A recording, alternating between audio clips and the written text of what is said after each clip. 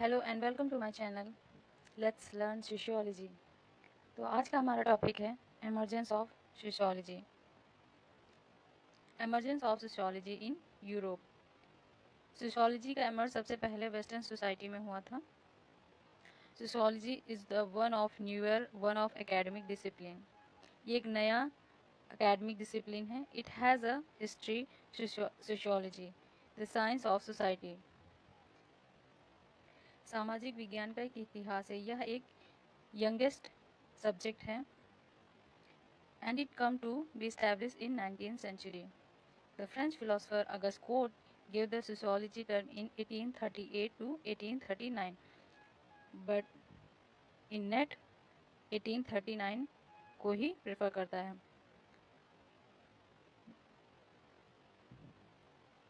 अगर हमें सोसाइटी के बारे में जानना है तो पहले कुछ फिलोसफर्स थे जिन्होंने सोसाइटी को स्टडी किया था।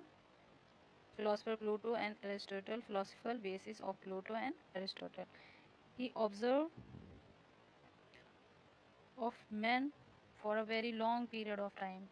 इन्होंने पहले ही सोसाइटी को ऑब्जर्व किया था। Pluto was the first western philosopher who attempted a systematic study of society. Pluto पहले वेस्टर्न फिलोसफर थे जिन्होंने वेस्टर्न सोसाइटी को सिस्टमैटिकली स्टडी किया था। Three main pillars of emergence of sociology. First is Enlightenment period, second French Revolution, Industrial Revolution. The Enlightenment period, इसका literal meaning होता है the great age of reason. यहाँ पे लोगों के अंदर रीजनिंग की कैपेसिटी आ गई थी, साइंस समझने लगे थे लोग, और लोगों के अंदर रीजनिंग की कैपेसिटी आ गई थी। लोग समझने लगे थे कि चीज़ें कैसे बदल रही हैं, क्या हो रहा है। सब लोग साइंस को ज़्यादा प्रेफरेंस देने लगे थे। The emergence of sociology as scientific discipline can be traced to that period of European history, a radical change from the traditional thinking of feudal Europe. उस समय में काफ़ी तेज़ी से चेंजेस होने स्टार्ट हो गए थे एंड लोगों के अंदर हर चीज़ से क्वेश्चन करने लगे थे और कैसे क्या हो रहा है ये लोग समझना स्टार्ट कर दिए थे। It introduce the new way of thinking and looking reality. वही लोग सब देखते थे तो वो समझना स्टार्ट कर दिए थे कि कैसे क्या हो रहा है। लोग फ्यूडल से कैपिटलिस्ट की ओर बढ़ना स्टार्ट कर दिए थे। और जो इससे पहले क्लासेस होती थी, the old classes were overthrown, new classes arises. Religion was question, religion lost its important position. It was during this two revolution in Europe covered by the property known as renaissance period. लोगों के अंदर religion को लेकर जो blind faith था वो दूर हो रहा था। लोग अब क्वेश्चन करने लगे थे, रिलीजन पे इतना ज़्यादा जोर नहीं देते थे। लोग रैशनल हो गए थे, रैशनैलिटी की ओर बढ़ना स्टार्ट कर दिए थे। Renaissance period means rebirth.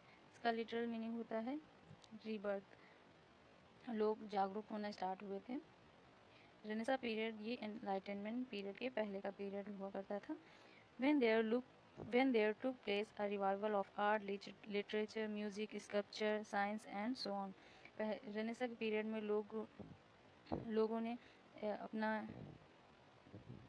Expression दिखाना स्टार्ट किया था by literature, music, scripture and so on. The commercial revolution. The commercial revolution in the sense signified the expansions of trade and commerce that took place from 15th century onward. Commercial revolution ये trade and commerce के में आया था। लोग factory अपना profit कैसे बढ़ाना है ये सब चीज़ें लोग थिंकिंग करना सोच स्टार्ट कर दिए थे। बैंकिंग सिस्टम इस समय पे आया था। लोग बैंकिंग की इम्पोर्टेंस समझना स्टार्ट किए। राइज ऑफ न्यू क्लासेस, जो पुराने क्लास थे वो ना रहकर न्यू क्लासेस अराइज हुए, जैसे बुर्जुआ and proletariat and middle class. These class are arises. The British Naturalist Charles Darwin published The Origin of Species in 1859. Herbert Spencer inspired from Charles Darwin and he gave the quotation of the survival of the fittest. Charles Darwin जो biologist थे, इनसे Herbert Spencer बहुत ही ज़्यादा inspired हुए और उन्हीं से inspired होकर इन्होंने सर्वाइवल ऑफ द फिटेस्ट दिया। सर्वाइवल ऑफ द फिटेस्ट का मतलब है जो लोग समाज में सर्वाइव करेंगे वो लोग रहेंगे और जो लोग सर्वाइव नहीं कर पाएंगे वो लोग मर जाएंगे। तो जैसे जो लोग गरीब और बीमार हैं, जो लोग समाज में सर्वाइव नहीं कर पा रहे हैं वो लोग मर जाएंगे, और जो लोग सर्वाइव कर रहे हैं जैसे रिचेस्ट पीपल, हेल्थी लोग, तो वो लोग समाज में रहेंगे। The French revolution in 1789 marked as turning point in the history of human struggle for freedom and equality. It put on an to the age of feudalism and shared in a new order of society. यहाँ पे लोग in French revolution में लोगों को liberty, freedom का मायने समझ में आने लगा था। लोग फ्यूडल से कैपिटलिज्म की ओर शिफ्ट किए तो उन्हें वो लोग समझ गए हैं कि हम फ्री फ्रॉम बॉन्डेज हैं, तो हम किसी भी जॉब को चूज़ कर सकते हैं और हम किसी भी जॉब को कर सकते हैं। 3 pillars of French revolution: liberty, equality and fraternity. लोगों के अंदर लिबर्टी के मीनिंग समझ में आने लगे थे, इक्वालिटी, फ्रेटर्निटी। लोग रैशनल हो चुके थे, वो फ्री हो चुके थे, वो कोई भी जॉब चूज़ कर सकते थे। पहले लोग फ्यूडल के समय पे लोग लैंडलॉर्ड्स के अंडर काम करते थे, लेकिन अब वो नहीं रहा, अब लोग फ्री हो चुके थे। The French Revolution, the society was divided into 3 feudal states. First state considered of the clergy. Clergy are these people whose bishops, like हमारे यहाँ priest होते हैं, ऐसे ही फ्रेंच में क्रिश्चियंस में bishops होते हैं। The second state considered of the nobility class. Nobility वो लोग होते हैं जैसे military and monarchy, like king and queen, उन लोगों का समय। And the third state considered rest of the society, included peasant, merchant, artisans and other. जो बचे हुए लोग आते थे वो लोग थर्ड स्टेट में आते थे। Some of the major philosophers whose ideas influenced the French people were rationalists who believed that all true things could be proved by reason. Some of these thinkers were Montesquieu, John Locke and Rousseau. Montesquieu's famous book, The Spirit of Law, John Locke, Concept Tabula Rasa, Clean Slate, and Rousseau's famous book, The Social Contract. The Industrial Revolution. The Industrial Revolution was transition to new manufacturing process in Great Britain. Industrial revolution में vast changes हुए, radical changes, जहाँ पे लोग domestic work छोड़कर manufacture factories में काम करना start कर दिए थे। बहुत बड़ी बड़ी फैक्ट्रीज़ का इन्वेंशन हुआ यहाँ पे। During 1760 to 1830 a series of inventions in tool and techniques and organization of production took place, and it gave rise to the factory system of production. Earlier goods production, example consumer item like clothes etc. are domestic level, but nowadays produced in factory, thus a change in economic form feudal to capitalist. यहाँ पे बहुत high level पर काम होने लगा था factories में, जहाँ पे छोटा मोटा प्रोडक्शन करते थे, वहाँ पे ये लोग एक समय पे बहुत ही ज़्यादा प्रोडक्शन करना स्टार्ट कर दिए थे।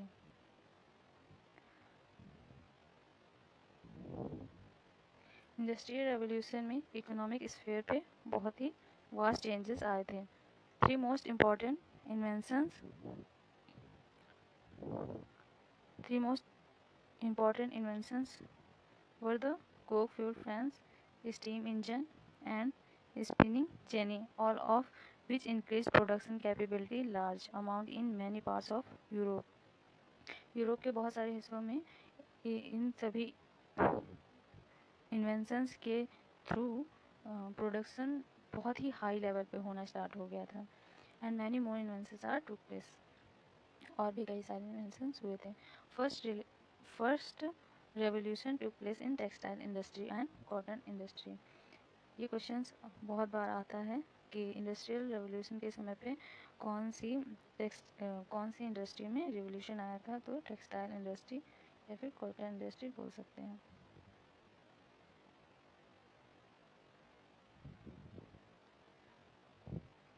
August Comte decided to study the whole series of theoretical sciences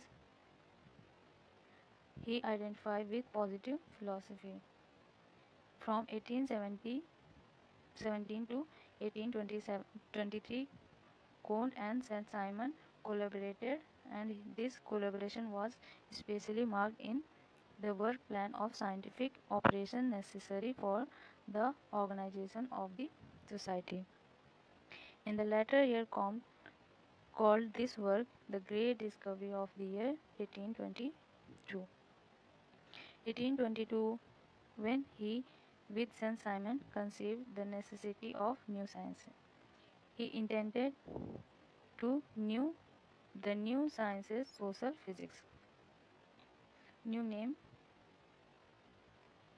is social physics. He wrote, I understand by social physics that science is which has for its subject the study of social phenomena. हम ऐसा subject बनाएंगे जो social phenomena को study करेगा. Considered in the same spirit as, जैसे कि other sciences पढ़ी जाती हैं, जैसे एस्ट्रोनॉमिकल, फिजिकल, केमिस्ट्री में हम केमिकल के बारे में पढ़ते हैं, psychological phenomena that is subject to natural invisible laws, the discovery of which is specially subject of investigation that's the programme of a new sciences. तो हम सोसाइटी को पढ़ने के लिए एक नया सब्जेक्ट बनाएंगे. Later to be renamed sociology was clearly stated. Soon after the publication of their work, Comte's Code Lectures note was gradually published between 1830 to 1842, forming his masterwork, The Course of Positive Philosophy, in 6 volumes. यह इनका master work था.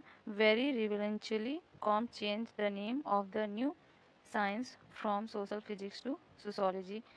इन्होंने फिर उसका नाम change करके social physics से sociology रख दिया. He, in the latter part of his positive philosophy, he explained that he had invented a new name because the old one had been